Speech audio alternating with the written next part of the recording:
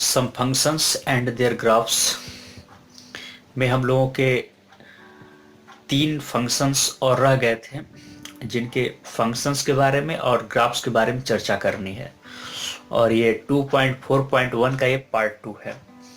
तो चलिए स्टार्ट करते हैं। आज हम लोग modulus function, signum function and greatest integer function के बारे में चर्चा करेंगे। तो पहले स्टार्ट करते हैं, जो आपका 5वां रह गया था वो है द मॉड्यूलस फंक्शन। तो मॉड्यूलस फंक्शन के बारे में जान लेते हैं। As the name suggest here कि जो मॉड्यूलस फंक्शन, मतलब मॉड्यूलस जो है मॉड से बना है। मॉड मतलब मापांक, मतलब किसी एक पर्टिकुलर किसी चीज का हमें उसकी वैल्यू पता चल जा रही है, ठीक है, आंकिक वैल्यू, नंबर पता चल जा रहा है उसका। तो जैसा कि हम लोगों को पता है कि जो फंक्शन होते हैं वो वेरिएबल्स में होता है। तो उस वेरिएबल का अगर हमें कोई वैल्यू निकल के आता है तो वो क्या होता है, मॉड्यूलस फंक्शन होता है। उसको और क्लियर करने के लिए हम लोग थोड़ा आगे बढ़े। द फंक्शन अब such that are defined by R, जो रियल नंबर आपका मॉड वो है, आपका डोमेन है, ठीक है, और रेंज भी आपका रियल नंबर है। डिफाइंड बाय किस तरह से डिफाइंड है, f of x is equal to mod x. तो इस तरीके से जो डिफाइंड होगा वो मॉड्यूलस फंक्शन होगा। अब इसका कंडीशन क्या होगा आगे हम लोग पढ़ेंगे। For each x is the element of R is called modulus function. इस तरह का जो फंक्शन होता है वो मॉड्यूलस फंक्शन कहा जाता है। तो इसमें अब बात करते, थोड़ा आगे बढ़ते, इसको और डिफाइन करते हैं, क्लियर करते हैं इसको। For each non negative value of x, f x is equal to x. मतलब नॉन नेगेटिव मतलब जो ऋणात्मक न हो, मतलब जो पॉजिटिव हो, ठीक है। और x की वैल्यू अगर पॉजिटिव में है तो वो x के बराबर होगी, यानी f x is equal to x, ठीक है। जो x पुट करेंगे वो हमारा x से आ गया। जैसे 2 रखा तो 2 आ गया, और यहाँ 3 रखा तो 3 आ गया, 4 रखा तो 4 आ गया। इस तरीके समझ पा रहे हैं। But for negative values of x के नेगेटिव वैल्यू की बात करें तो the value of f x is the negative of value of x, that is. अब यहां से देखें, f x is equal to x तब है जब x ग्रेटर देन है और r इज इक्वल टू 0 है। माइनस नेगेटिव तब है जब x की वैल्यू 0 से कम है। x की वैल्यू 0 से कब कम होगी, जब माइनस होगी, -1, -2, -1.5 समथिंग, ठीक है। तो इस तरीके से हम लोग डिफाइन कर सकते हैं। अब उसके ग्राफ के बारे में देख लेते हैं। जब आपने देखा कि x माइनस जा रहा है तो उसकी वैल्यू माइनस हो रही है, ठीक है। तो आप देखेंगे यहाँ पर अगर ये -2 है तो ये -2 पे आ गई, -4 है तो -4 पे आ गया, ठीक है। इस तरीके से आप देख सकते हैं। और आप इधर देखें तो x की वैल्यू अगर इधर पॉजिटिव जा रही, 2 है तो 2, 4 है तो 4। इस तरीके से अगर x की वैल्यू इधर बढ़ेगी तो ये ऊपर डायरेक्शन में पॉजिटिव की तरफ जा रही है, ठीक है। तो इस तरीके से उसको हम लोग डिफाइन करते हैं। तो ये f x is equal to mod x, ठीक है। ये आपका मॉड्यूलस फंक्शन हो गया। अब हम लोग आगे बढ़ते हैं सिग्नम फंक्शन की तरफ। तो सिग्नम फंक्शन जो है मॉड्यूलस फंक्शन के तरह है, लेकिन इसमें बस ये है कि 0 को इंक्लूड कर दिया जाता है, ठीक है। इसको और क्लियर करने के लिए देखते हैं। The function defined by this F x. ये जो फंक्शन है इसमें भी क्या है, ये डोमेन रियल नंबर है और रेंज भी रियल नंबर है। लेकिन इसमें डिफाइन कैसे करेंगे और क्लियर लाने के लिए, f x is equal to 1 if x is greater than 0। अगर x की वैल्यू 0 से बड़ी है तो उसकी वैल्यू फंक्शन क्या है कि 1। और अगर x इज इक्वल टू 0 है तो फंक्शन की वैल्यू क्या होगी, 0 होगी। और x की वैल्यू अगर लेस है, x की वैल्यू अगर 0 से कम है तो उसकी वैल्यू क्या आएगी, -1। तो ये जो पूरा कंडीशन, ठीक है, ये पूरा कंडीशन फॉलो करता है तो वो क्या होता है, सिग्नम फंक्शन होता है। तो सिग्नम फंक्शन में यही सारी चीजें चलती हैं। 3 तरह के क्या होते हैं, रेंज होते हैं, तो 1, 0 एंड -1। तो इस तरह के जो होते हैं जिसमें रेंज इतना आता है वो आपका क्या होता है, सिग्नम फंक्शन।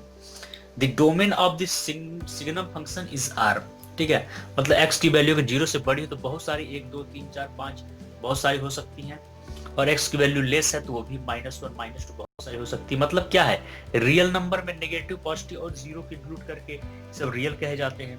तो इसका डोमेन क्या होगा, r होगा, लेकिन जो रेंज होगा 1 0 -1 होगा। तो इस तरह का जो कंडीशन बनता है वो सिग्नम फंक्शन का होता है।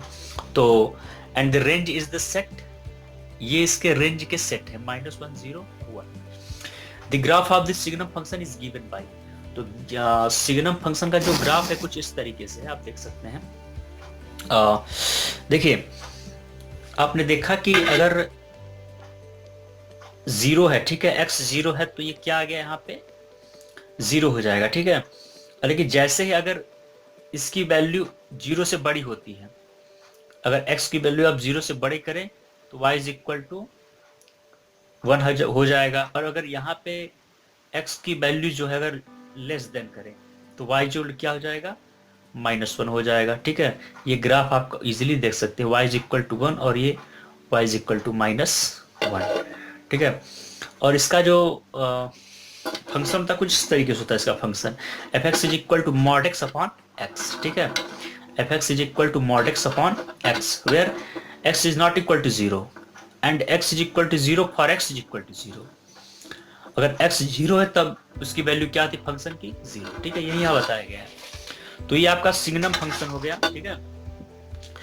अब हम लोग का लास्ट जो है वो है आपका ग्रेटेस्ट इंटीजर फंक्शन, ठीक है। क्या है हम लोग का जो 7वां है वो है ग्रेटेस्ट इंटीजर फंक्शन। तो देखते हैं ग्रेटेस्ट इंटीजर फंक्शन को कैसे करेंगे। The function of this type, जिसमें क्या है कि डोमेन भी रियल नंबर हो और रेंज भी रियल नंबर हो, defined by f(x) is equal to mod x, ठीक है। ये इस तरीके से दिखाई जा रहा है, सॉरी ये mod x नहीं है, ठीक है। f(x) is equal to x, x is the element of और the real number, assumes the value of the greatest integer less than or equal to x, ठीक है। ये x जो है x जो है इसका जो ये जो फंक्शन है इसमें x जो डोमेन है वो इसकी वैल्यू को डिफाइन करेगा।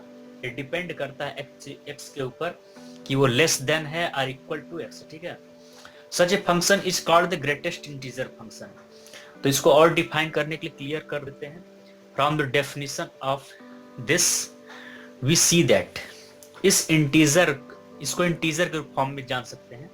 इस इंटीजर कैसे और डिफाइंड करेंगे उसको देखते हैं आगे।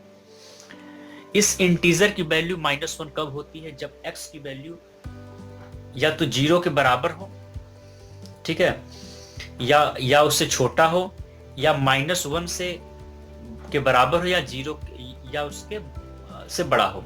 मतलब x की वैल्यू लाई कर रहा है -1 से 0 के बीच में, लेकिन -1 भी हो सकता है 0 भी हो सकता है और इसके बीच में लाई भी करेगा।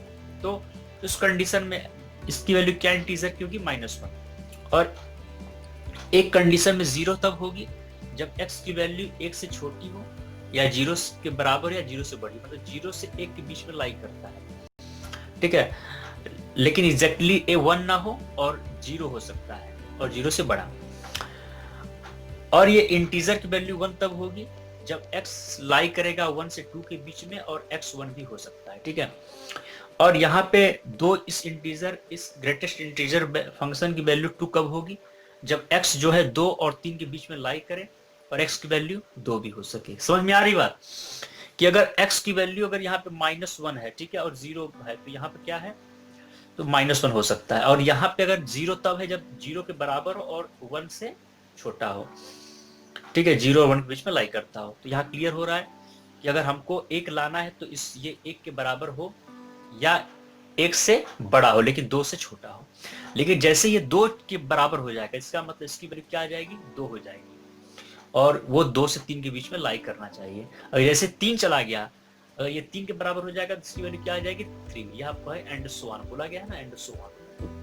तो अगर x इज इक्वल टू 3 हो जाएगा इस तरीके से, मान लीजिए ये 3 के बराबर भी हो जाए और उससे ज्यादा भी हो जाए और 4 से छोटा हो, तो इसमें इस इंटीजर की जो वैल्यू होगी वो 4 हो जाएगी, नहीं 3 हो जाएगी, सॉरी, हाँ 3 हो जाएगी। तो इस तरीके से हम लोग इसको समझ सकते हैं। तो यहाँ पे हमारे पास इसका फंक्शन दिया गया है एफ एक्स इज इक्वल इतना, ठीक है। और यहाँ पर आप इजीली देख सकते हैं कि अगर x की वैल्यू को हमने यहाँ पे 1 लिया, ठीक है, तो यहाँ पे इसकी वैल्यू क्या आ जा रही है 1, ठीक है। और अगर आपने यहाँ पर x की वैल्यू -1 लिया तो ये देख रहे हैं कि -1, ठीक है। तो ये कहाँ से -1, 0 से -1 तक आपने लिया तो -1 के बीच में तो यहाँ दिख रहा है। फिर आपने -2 लिया, ठीक है, -2 से 3 के बीच में लिया वैल्यू, तो ये क्या आ जा रही है -2, ठीक है।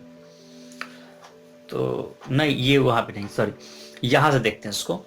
अगर ये चीज x इज इक्वल टू -1 से 0 के बीच में लाई करती है, यहाँ से बीच में, तो ये वैल्यू क्या जा रही है आपकी -1। और यहाँ पर बात करें अगर x की वैल्यू 0 है, ठीक है, और 1 के बीच में लाई कर रही है, तो इसकी वैल्यू क्या आ जाएगी 1। और x is equal to x जो है 1 और 2 के बीच में लाई करेगा, तो उसकी वैल्यू क्या आ जाएगी 1, ठीक है, दिख रहा है ना। और अगर x की वैल्यू 2 और 3 के बीच में, मतलब 2 भी हो सकता है और 3 से छोटा, तो इस कंडीशन में क्या आएगा हमारा, इसकी वैल्यू क्या आ जाएगी 2, ठीक है। तो इस तरीके से हमारा फंक्शन बनाया जाए।